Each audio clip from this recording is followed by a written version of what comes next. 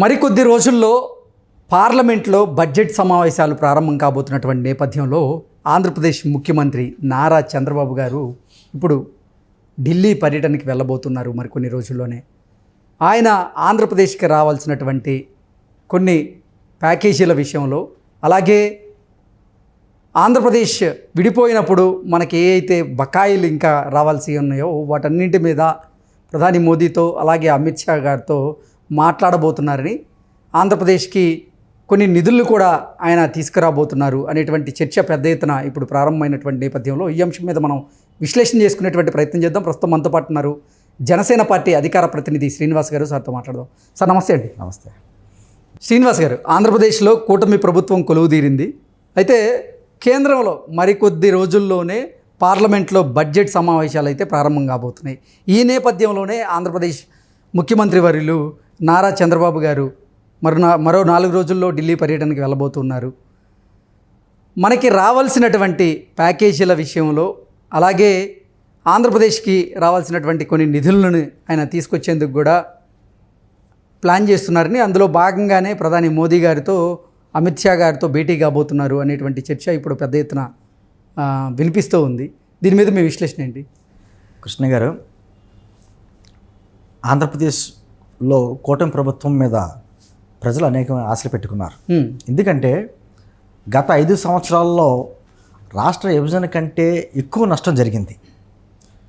మా కూటమి ప్రభుత్వం అధికారంలో రావడానికి అనేకమైనటువంటి హామీలు ఇవ్వడంతో పాటు ఆ హామీలు ఏదైతే ఇచ్చామో హామీలు నెరవేర్చుకోవాల్సినటువంటి బాధ్యత ప్రభుత్వం మీద ఉంది. అదే సందర్భంలో పేర్లగా ఆంధ్రప్రదేశ్ అభివృద్ధి మీద కూడా దృష్టి పెట్టాలంటే అన్ని వనరులు ఉన్నాయి ఆంధ్రప్రదేశ్లో. కానీ ఇప్పటి వరకు గత 5 సంవత్సరాల్లో జరిగినటువంటి నష్టాన్ని పుచ్చుకుంటా వెళ్ళడం అంటే పెద్ద ఛాలెంజ్, పెద్ద బిగ్ టాస్క్. అవును. ఒక పక్కనేమో తెలుగుదేశం జనసేన పార్టీ రాష్ట్రంలోని, కేంద్రంలో ఉన్నటువంటి బీజేపీ ఎన్డీఏ ప్రభుత్వంతో మేము కూటమిలో ఉన్నాం కాబట్టి ప్రజలు కూడా కేంద్రం నుంచి మనకు రావాల్సిన వాటి మీద ఈసారి ఖచ్చితంగా వస్తాయి. గత 5 సంవత్సరాల్లో జగన్మోహన్ రెడ్డి ఆయన మీద ఉన్నటువంటి కేసుల వల్ల భయపడి కేంద్రాన్ని ఏమీ అడగలేకపోయాడు అనేటువంటి భావన ఉంది. అంటే విభజన హామీలు కొన్ని ఉన్నాయి, అవి కూడా ఇప్పుడు ఫుల్ఫిల్ చేసుకోవాలి. అలాగే రాష్ట్రం అభివృద్ధి దిశగా అడుగులు వేయాలి అంటే మనకి కొంత మేరకు ప్రత్యేకమైనటువంటి ప్యాకేజీలు అవసరమైనటువంటి పరిస్థితుల్లో చంద్రబాబు గారు వాటి కోసమే పావులు కదుపుతున్నారు ఢిల్లీ కేంద్రంగా అంటూ ఖచ్చితంగా ఎలా వస్తుందంటే అండి, గతంలో ప్రత్యేక హోదా అనే అంశం మీద అందరూ కూడా ఆంధ్రప్రదేశ్కి ప్రత్యేక హోదా విభజన హామీ ఉంది కాబట్టి ఆ రోజు పార్లమెంట్లో ఇచ్చారు కాబట్టి పార్లమెంట్లో ప్రధానమంత్రి గారు మాట్లాడే మాట చట్టంతో సమానం కాబట్టి వస్తుంది అనుకున్నాం.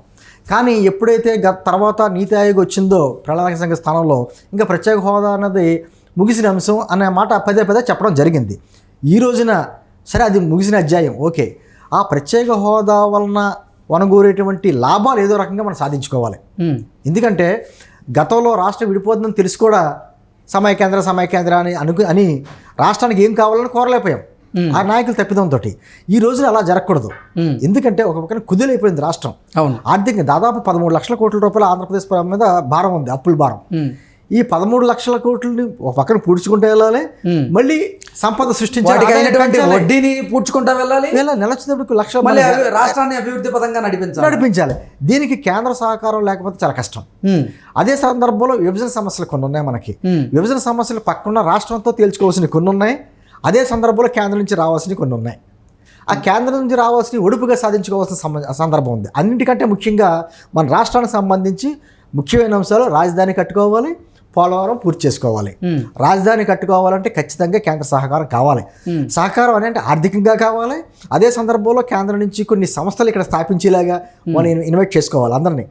అదే సందర్భంలో దేశంలో ఉన్నటువంటి పారిశ్రామికవేత్తలందరినీ కూడా రాష్ట్రాన్ని రప్పించుకోవాలి. ఏదైనా ఒక పరిశ్రమ రావాలంటే వచ్చిందనుకోండి, ఇక్కడ వాతావరణం బాగుంది కాబట్టి మంచి ప్రభుత్వం ఉంది కాబట్టి వచ్చినా ఆ పరిశ్రమ స్థాపించి మళ్ళీ వాళ్ళు అవుట్పుట్ మొత్తం ఇచ్చేటప్పుడు కొంచెం టైం పడుద్ది. ఈ లోపల మనం నిలబడాలిగా. అదే సందర్భంలో మనం రాజధాని పునర్మించుకోవాలి. ఆల్రెడీ మనం స్టార్ట్ చేశారు, కూటమి ప్రభుత్వం స్టార్ట్ చేసింది. ఇదే సందర్భంలో పోలవరం గురించి గత 5 సంవత్సరాల్లో చేసిన నిర్లక్ష్యం వలన మరింత భారం పెరిగిపోయింది. దానికి ఇప్పుడు R&R ప్యాకేజ్ దాదాపు 33,000 కోట్ల నుంచి అయి ఉంది. అది చేసుకుంటా పోలవరం ప్రాజెక్ట్ కట్టుకుంటా ఆల్రెడీ జరిగిన డ్యామేజ్ మనం ఆల్రెడీ చూసాం కదండి. ఆ గైడ్ బండి కొట్టుకోవడం లాంటివి లేకపోతే ఇవన్నీ కూడా ఇవన్నీ ఫుల్ఫిల్ చేసుకోవాలంటే మళ్ళీ వేల కోట్లతోటి సంబంధించిన విషయం.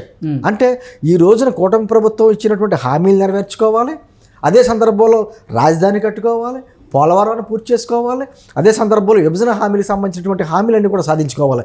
ఇవన్నీ ఆర్థికంగా కూడిన అంశాలు, పైగా ఈ కేంద్ర సహకారంతో మాత్రమే మనం సాధించుకోగలం. ఈరోజు జగన్మోహన్ రెడ్డి ఎదురు చేస్తూ ఉంటాడు, గత 5 సంవత్సరాలు మమ్మల్ని అన్నారు కదా కేంద్రం నుంచి ఏమి సాధించుకోలేకపోయా, నీ మీద కేసులు ఉన్నాయి కాబట్టి భయపడ్డామని. ఈరోజు మమ్మల్ని క్వశ్చన్ చేసే పరిస్థితి వస్తుంది ఖచ్చితంగా. కేంద్రం నుంచి ఏం సాధించామని మమ్మల్ని అడుగుతారు, ప్రజలు అడుగుతారు, ప్రజా సంఘాలు అడుగుతాయి, ప్రతిపక్షంగా అడుగుతారో లేదు తెలియదు అనుకోండి, చెప్తున్నా. అడిగే వారికి సమాధానం కూడా మేము చెప్పాలి. అంటే ఈ రోజున చంద్రబాబు గారి నాయకత్వంలో ఆంధ్రప్రదేశ్ ఉంది, అదే సందర్భంలో పైన నరేంద్ర మోదీ గారు ఉన్నారు, బిట్వీన్ బ్రిడ్జిగా పవన్ కళ్యాణ్ గారు ఉన్నారు.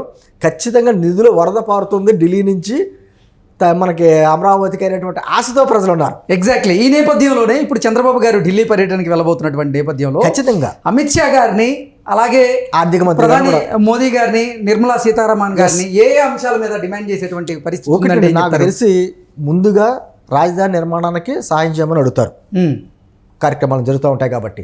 అదే సందర్భంలో పోలవరం ఎంత త్వరగా పూర్తి చేయడానికి అవకాశం ఉందో, ఇప్పుడు విదేశీ నుంచి నిపుణులు వచ్చారు కాబట్టి నిపుణులు చెప్పిన అంశాన్ని బట్టి వాళ్ళు ఈ టైంలో ఎంత జరుగుతుంది కాబట్టి ఆ ఫ్లో ఆకుండా ఎప్పటికప్పుడు డబ్బులు రిలీజ్ చేసేలాగా మేము పెట్టిన ఖర్చు, ఇప్పుడు డబ్బులు లేవు ఇక్కడ, మనం ఖర్చు పెట్టి రీఎంబర్స్మెంట్ అడగాలి. పోలవరం సెంట్రల్ ప్రాజెక్ట్ అయినా కూడా రాష్ట్ర ప్రభుత్వం చేపట్టింది కాబట్టి అది చేసుకుంటే వెళ్ళాలి. ఈ రెండింటితో పాటు కేంద్రం నుంచి మనకు రావాల్సిన విభజన హామీలు కొన్ని ఉన్నాయి. ఇప్పుడు ఉత్తరాంధ్ర రాయలసీమకు సంబంధించినటువంటి స్పెషల్ ప్యాకేజీలు కావచ్చు. తర్వాత నేను అనుకోవడం ఏంటంటే, ఇలాగ ప్రత్యేక హోదా ముగిసిన అధ్యాయం అయిపోయింది కాబట్టి ఆ పదం లేకపోయినా రాష్ట్రానికి ఏదైనా కొంచెం ట్యాక్స్ ఫ్రీ, అంటే ఇండస్ట్రీస్ ఇక్కడ అట్రాక్ట్ చేయడానికి ఇండస్ట్రీస్కి ట్యాక్స్ ఫ్రీ అడుగుతారేమో అనేటువంటి భావన కూడా నాకు ఉంది. ఇవన్నీ కూడా ఇంపార్టెంట్. ఇవన్నీ ఒక పారిశ్రామికత వస్తే కొన్ని రాయితీలు అడుగుతాడు, వాళ్ళకి ఆయన భూమి ఇవ్వాలి, వాటర్ ఇవ్వాలి, ఎలక్ట్రిసిటీ ఇవ్వాలి, కొంత రాయితీ ఇవ్వాలి, కొన్ని సంవత్సరాలు వాళ్ళకి ఫ్రీ ఇవ్వాలి, ఇవన్నీ చేయాలి. అంటే ఒక పక్కన రాజధాని నిర్మాణం, పోలవరం, విభజన హామీలు, అదే సందర్భంగా ఉత్తరాంధ్ర రాయలసీమకు సంబంధించినటువంటి ప్యాకేజ్, ఇవన్నీ అంటే మ్యాక్సిమం నాకు తెలిసి చంద్రబాబు గారు ఆయనకున్నటువంటి శక్తియుక్తులన్నీ ప్రదర్శించి, అంటే ఎన్డీఏ కూటమి ప్రభుత్వంలో ఇప్పుడు తెలుగుదేశం పార్టీ అలాగే జనసేన క్రియాశీలకంగా వ్యవహరించబోతున్నటువంటి నేపథ్యంలోనే రాష్ట్రానికి రావాల్సినటువంటి హామీల విషయంలో, రాష్ట్రానికి రావాల్సినటువంటి బడ్జెట్ల విషయంలో డిమాండ్ చేసేటువంటి పరిస్థితి ఉంది. కాబట్టి అన్నింటినీ, అంటే రాష్ట్రం అభివృద్ధికి కావాల్సినటువంటి అన్ని ఏర్పాట్లను కేంద్రం నుంచి తీసుకురాబోతున్నారు. ఒకటి గతంలో డిమాండ్ లేదు, రిక్వెస్ట్ లేదు. గత ప్రభుత్వం డిమాండ్ చేసి అడిగే స్థాయిలో లేదు, పోనీ రిక్వెస్ట్ చేద్దామన్నా కుదరలేని పరిస్థితి. ఇప్పుడు డిమాండ్ చేయట్లేదు, రిక్వెస్ట్ చేయట్లేదు, ఉన్న వాస్తవాలు చెప్పి ఒడుపుగా సాధించుకోవడం కావాలి. ఎందుకంటే కేంద్ర ప్రభుత్వం ఉంది, కూటమి డబుల్ ఇంజిన్ సర్కార్ ఉంది, ఇక్కడ డబుల్ ఇంజిన్ సర్కార్ ఉంది. కాబట్టి ఈసారి మీ మీద మా మీద నమ్మకం పెట్టి ప్రజలు మనకి ఇంత అధికారం ఇచ్చారు కాబట్టి మా రాష్ట్రానికి ఇది ఖచ్చితంగా చేయాలి అనేటువంటి విధానం అక్కడ చూపించి వాస్తవాలు అక్కడ చెప్తే ఖచ్చితంగా సెంట్రల్ గవర్నమెంట్ కూడా మనకు సాయం చేస్తుంది. నేను చెప్పబోయేది ఏంటంటే వచ్చే 5 సంవత్సరాల్లో ఎంతవరకు కేంద్ర ప్రభుత్వం నుంచి ఆంధ్రప్రదేశ్ రాష్ట్రానికి సాధించుకోవాలో అన్ని నిధులు సాధించుకుంటాం, ఒడుపుగా సాధించుకుంటాం, రాష్ట్రాన్ని పురోగతి వైపు తీసుకెళ్లే విధంగా నిజమైన వికసిత ఆంధ్రప్రదేశ్ ఏంటనేది మేము చూపిస్తాం.